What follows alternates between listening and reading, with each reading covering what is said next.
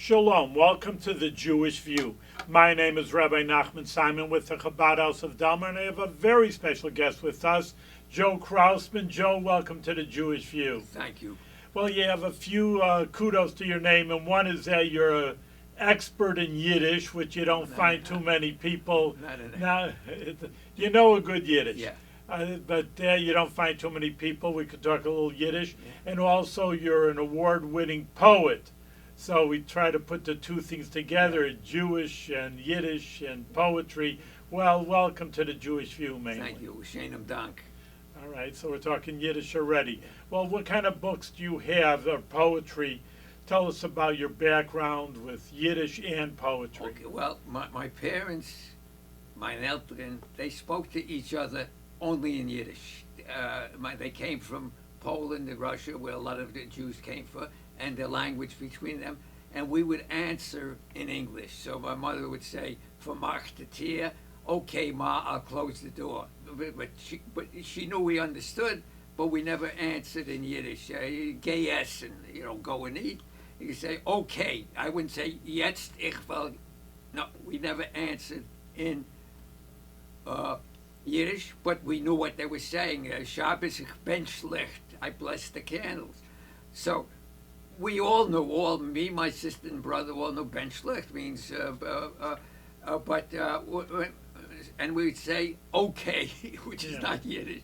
But, so that's the way we grew up.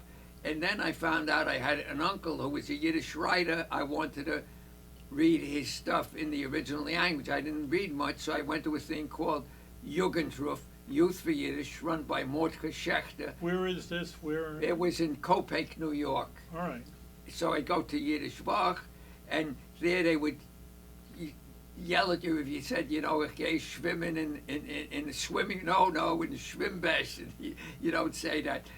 Geht up in the ocean, the yam. So they would jump on you if you used English. And when you eat a vegetable, and so we used just Yiddish at Yiddish Jugendschrift, and there was another thing called Yiddish Vach, where you could speak English, and they had different language speakers. But at Jugendschrift, you weren't supposed to speak. And if you didn't know the word, you didn't know. But they would say, no, it's the yam, it's tzofen, and every word had a.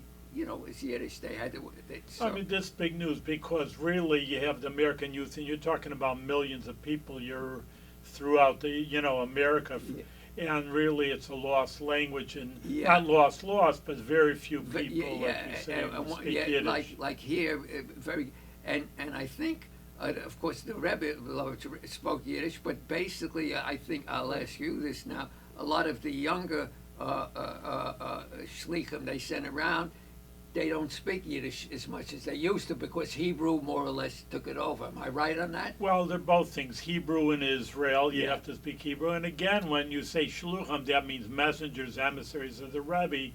I mean, people, you can't talk Yiddish. That's why I like talking Yiddish to you. Yeah. I can't talk Yiddish really to the college student or the man in the street. You're not talking to anybody. Maybe they know a few words. And here too, there are not that many people. It was Rachel Weiss. But she moved away, and she taught Yiddish. But basically, if you don't speak a language for a long time, you forget words and so on. But basically, that's one of the problems, is not speaking it, and you forget it. I mean, even after a while, my folks knew Polish too, even though they spoke. But if they're in the U.S. for 30 or 40 years, the language kind of loses a little bit too. Your poetry has to deal with Jewish themes, and sometimes you can't even tell, because one of my poems is based on a Jewish theme where the guy prayed, and it's called a Chazan of Shabbos. How did he pray? And he uses terms of his trade to this. So a balagul is a guy who runs a wagon. Is going to be a schmeiss with a, with a whip, or another guy is a schneider. He's a tailor. like a fine stitch. So he describes what he sees with the chazan with terms related to what he knows. And Do you that have a poem that you could read about it as a Jewish theme? Maybe you. oh yeah, and Please, that would be good. okay, so basically a lot of things. Now, poetry, again, the trouble is they don't teach poetry. I'm talking about English now Yeah. in just regular secular schools. That, people, you talk about poetry, I don't like poetry. Yeah, that's right. But they don't teach it properly. Yeah.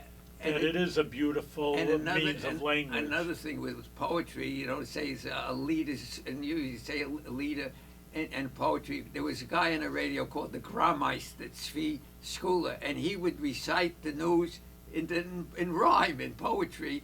And I'd listen. My mother and Sunday we listened to the Yiddish. Joe and Paul a Fagenigen, Joe and Paul the Kenst a Bargen Kigen a suit, a coat, a gabardine, bring ein dein kleinem Zim. Of course, that uses the English word. The suit is not the word. A coat. You could it's a hem, but I listened to it. A suit, a coat. They were selling.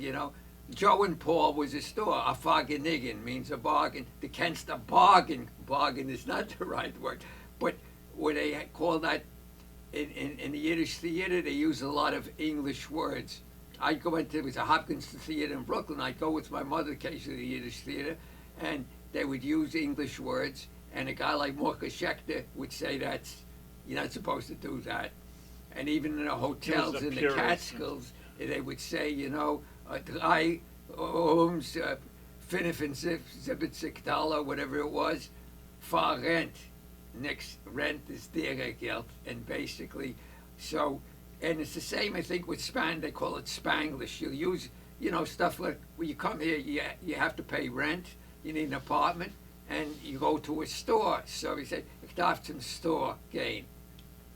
Technically, that happens with Spanish, that happens with many languages. You throw in an English word, and some people call that shund. It was a shund. But the theater mixed in stuff.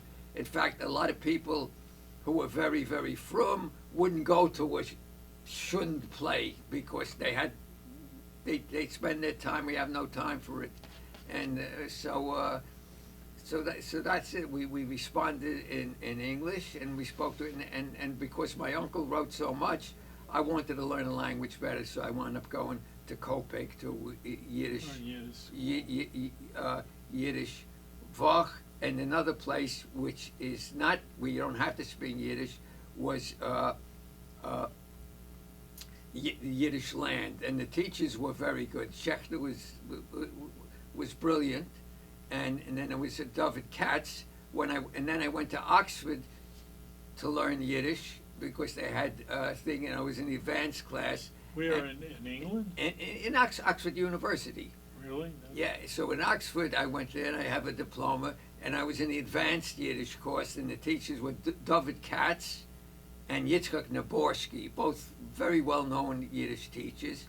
And Katz liked something I wrote, so he sent to his father, Menke Katz, a fairly well-known Yiddish writer, and Menke said he thought, here's the thing where I disagree with someone, that rhyme was dead. You shouldn't use rhyme. Don't you? Well, and then I have another friend, a guy named Bonnet Zumoff, who was very active in Jewish causes. He said, what do you mean rhyme is dead? Did you ever hear this play now, Hamilton? Right, tickets were 500-600 people. Or a guy who won the Nobel Prize, you may have heard, Bob Dylan. They rhyme. They say he's not a poet, he's a songwriter.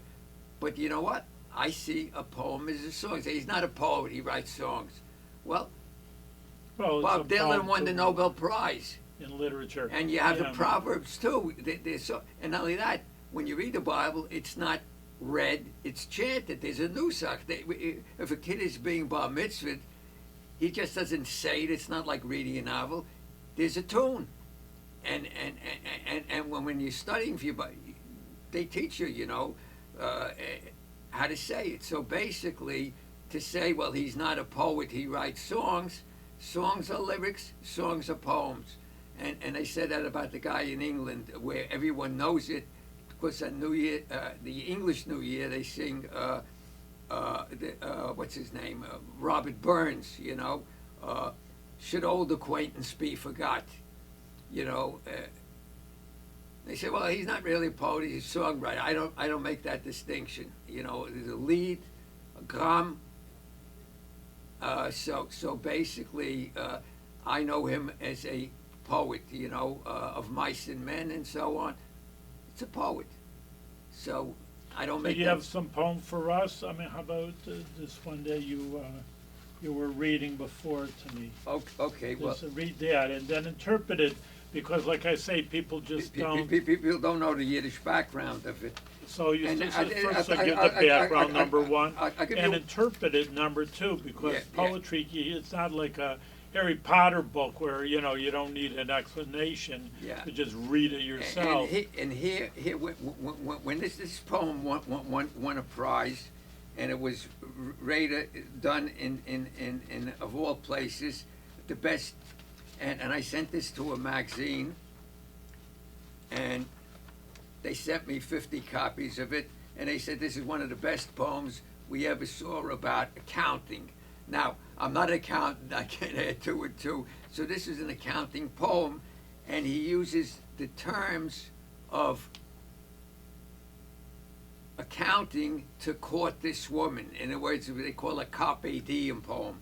So basically, and then when I published it, this poem is wonderful. It was in a book of the best accounting poems and was published in Canada under count. So I got 3 publications for this, and they mailed me 50 copies. Now, when you read this, you have no idea it had anything to do with Yiddish, but the whole idea came from parrots, and so here it is. Okay, Go you ahead. see, when he's quoting the woman, in every sentence there'll be an accounting term. It says, open the books to a world of many, see if you can pick out the count of colors. This withholding is excessive prudence. Spend, spin, dance, only joy makes sense. Use your assets to hide the horrors of the grim collector who is waiting to close our bright ledger forever in a land of eternal forgetting, the place where no birds sing. Know that ecstasy is a part-time thing. The greatest joy is during tax season. All the more reason for our instant union. How can a passion so noble and pure be wrong? Kiss me, hold me, we're debtors as lovers. If it doesn't work out, we'll find some others. Now, when I sent them this poem, they said, well, we think it's fine, and so on. But every paragraph uses something related to accounting to court her. This is what they call carpe diem. Okay, open the books. That's also this withholding makes he wants to have her spend, spin, dance. Only joy makes sense. Use your assets. You see the word asset? To hide the horrors of the grim collector who's waiting to close our bright ledger forever. So all these terms relate in a land of eternal forgetting, a place where no birds sing. Know that ecstasy is part-time. These all have to do with and the greatest joy is during tax season. It's the more reason for our instant union. How can a passion so noble and pure be wrong? Kiss me, hold me, we're debtors as lovers. If it doesn't work out, we'll find some other. So you have debtors, instant. There are about 10 terms in here that have to do with accounting, and he's using that to court her. But basically, it comes from saying a chazan of Shabbos, and he's using the terms of Balagula is a guy who drives horses. He's using terms from his trade to describe something, and here they had no idea that this came from a Yiddish idea, because there's nothing in here that has anything to do with Yiddish, but the method of using terms of your trade to do something is just through it. But there's nothing in this poem that would make you think it had anything to do with something Yiddish, but it had a lot to do with it, quite a lot to do with it. So that is a poem where someone reading would say, well, what does it have to do with Yiddish? But that's what inspired it. I also have one where I quote Rambam, the rabbi, Maimonides, where he said it's a sin to think of another woman when making love to one. So I made this ironic where a guy is with his wife and he's saying, well, I too think I'm so you have a pimple on your nose, but basically you're the most beautiful girl in the world. And it's ironic poems because the guy is using something else that the Rambam say, don't think of another woman when you're making love to your wife, but he's saying, I'm thinking of someone else, I'm thinking of someone else, and she's thinking that, so let the show go on. He said, life is a theater, let's go on, but it's not anti-rhyme, it's kind of ironic, but they're both thinking of someone else, and they're having a love affair, and in that poem, based on some Yiddish idea. So I say a lot of my poems come from and a lot of them are specifically about Jewish things. For example, yeah, give us another one. You have something else for us? Yeah, well, let me see. And as I said, I think it's important because, like I say, poetry, I know there's people like yourself and other people, but for the person in the street, it's a lost art. You know, you tell a person poetry and you're right. They want to read a Harry Potter book. They don't want to read poetry. And sometimes the agent, now speaking of Harry Potter, you know, the woman who wrote it, the agent could kick himself because basically she was living somewhere in England, Rawlings, and she wrote the story and she sends it off. Harry Potter, who cares about it? You know, he made a big mistake because not only that, then she made one of the most successful writers who ever made $1 billion. There's a Harry Potter section in the library, Harry Potter movies, Harry Potter games, and so on. So the guy who turned it down lost a few million, but he didn't know. But basically, she was living, I think she was like on welfare, living in somewhere in Eiskevaf in the Veld in England. So, well, the guy was wrong. And she was one of the most successful writers in the world. Movies, plays, games, Monopoly games. There's a whole section in the library, just Harry Potter stuff, swords, and kids would wait in line days to see it. So, you know what? Sometimes people make a mistake. But super, super hit, one of the most successful writers who ever lived. And basically, the person who turned it down didn't know. In fact, even here, Bill Kennedy, who I know fairly well, he wrote a book and he sent it off to an agent. It was called Ironweed. Yeah. And they turned it down. So he happened to know Saul Bellow, the writer, and he sent him, he said, give it a second look. Sometimes a name will help it. He gave it a second look.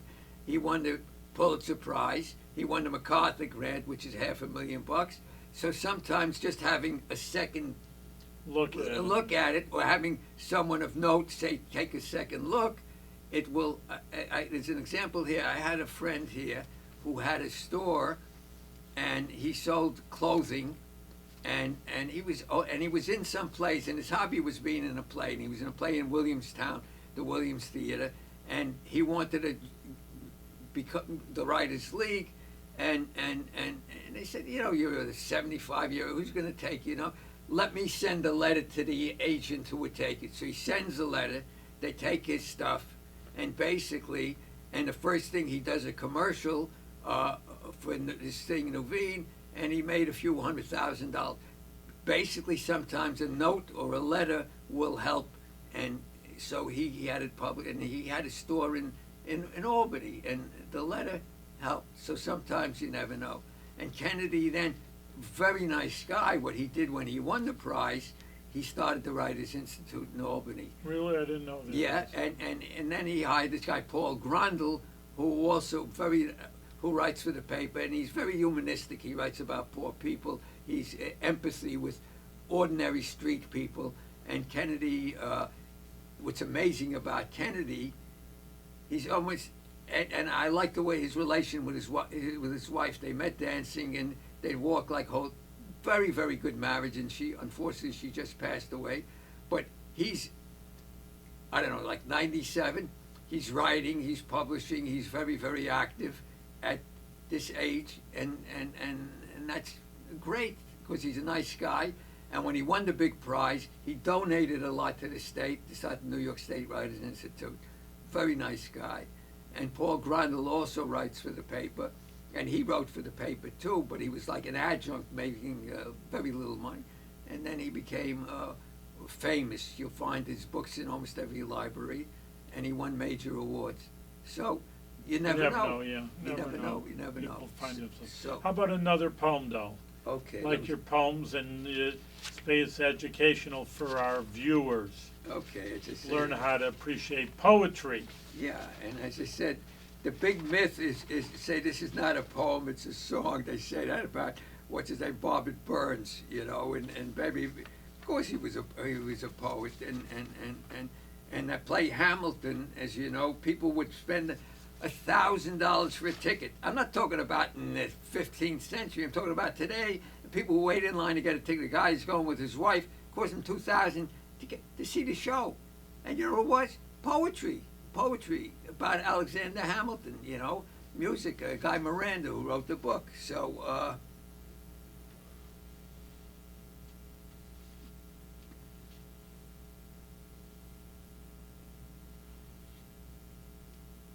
You got it then?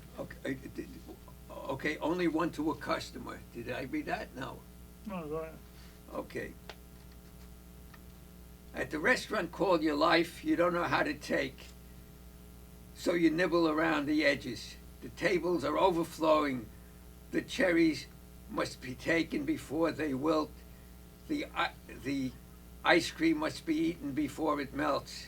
But you don't hear the music. At the bar, you ask for tap water, and they're serving fine wine and five-star brandy. You ask the bartender for another round. They say only one to a customer. It's nearing closing time. Such a pity. It could have been the great feast. You will leave empty. When you came in, your pockets were jingling with gold coin. In other words, you have these things to take in life. You get one life to a customer, and then this reminds me of the story of, it's also based on a Yiddish story of, it's Peretz, the great Yiddish writer, Buncher Schweig, Buncher the Quiet. He goes to heaven, and the thing is supposed to take from life what's there, and he turned away, and basically the angels, they say you can have anything you want. And they'll say, I'll have bread and water. He said, no. The world is here for you. You're supposed to, and they turn away, which means he still doesn't know. He's up there now. We can get anything he wants. I'll just take this. So the idea is you have to know how to take. So this guy it could be shyness or whatever. I'll just have a loaf of bread. No, that's what the world is here. It has all the beauty of it. Take it. I don't want to look at the sun because it's stars. No, that's part of the joy of life, to know how to do it. And but the story is called Bunch of Schweig, which means a bunch of the silent here. So that's one of the things that this says. But when you read this poem, you have no idea that it comes from a Yiddish idea.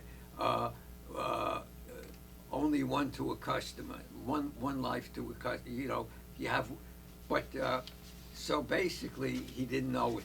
So and then he had to pay a price. You only get one to a customer. Well, so, you say, I mean, do you write in Yiddish? Do I write in Yiddish? I've translated certain things into Yiddish. There's another thing too.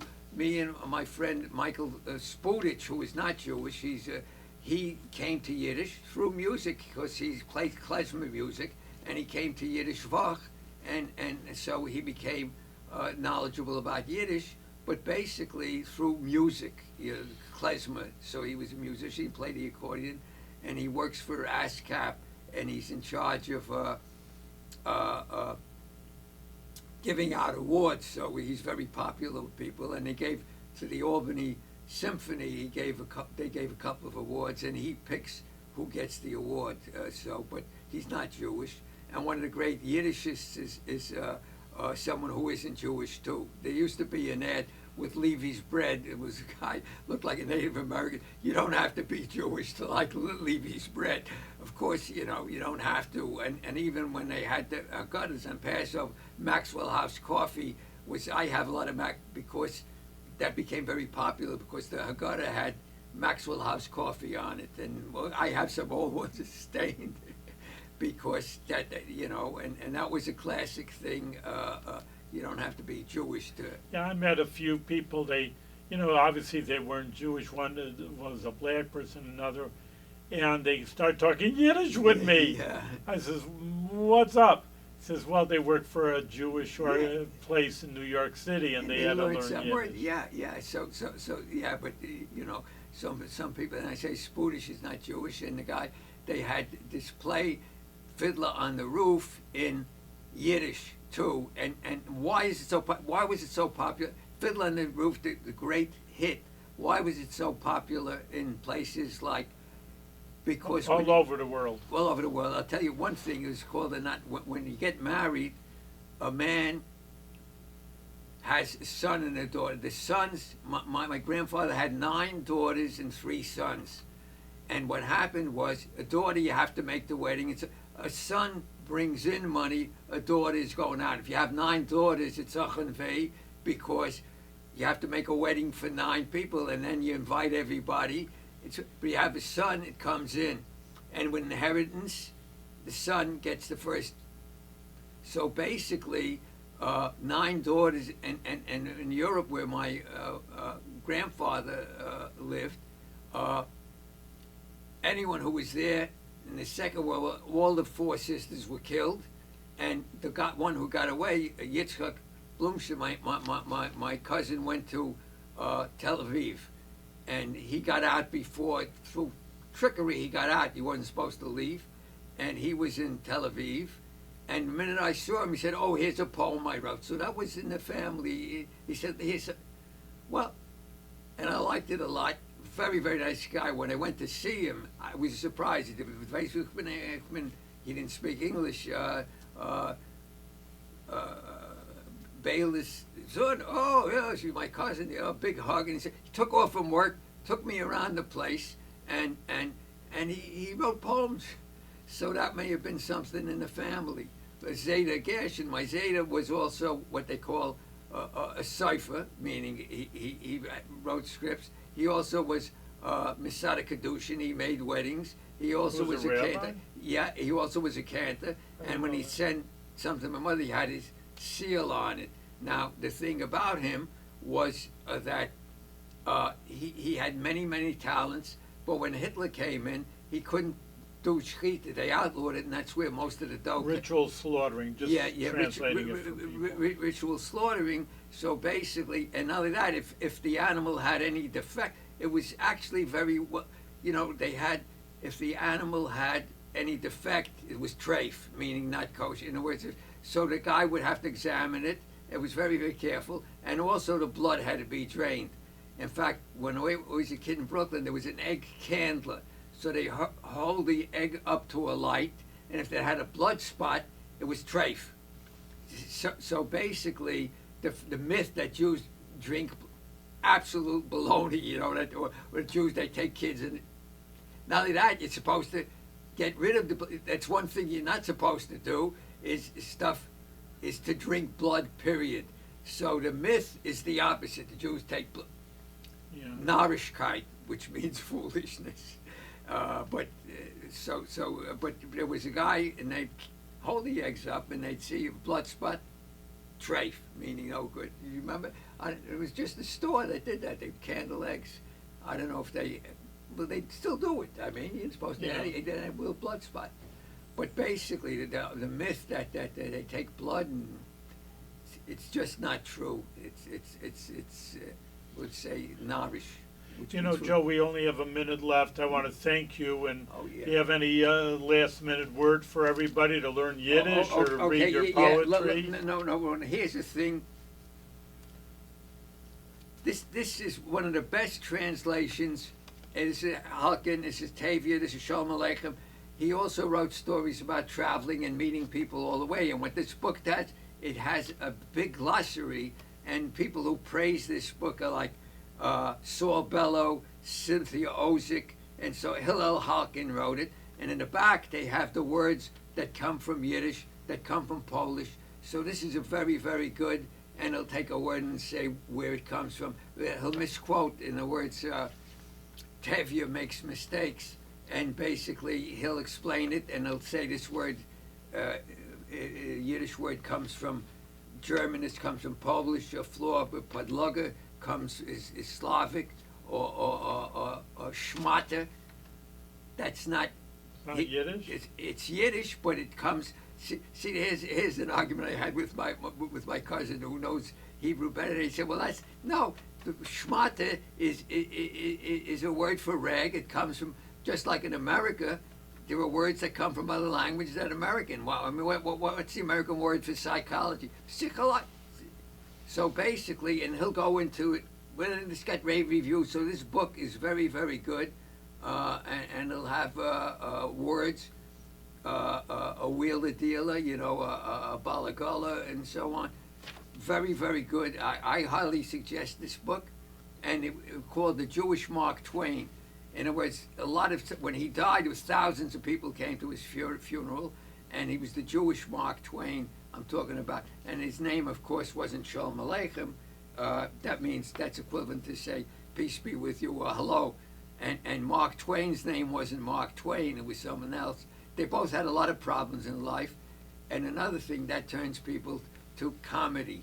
And basically, a lot of these great comedians make comedy out of tragedy, just like my friend who was, I don't know if I told you that quick story about the guy who had a number on his arm. Did I mention that? No.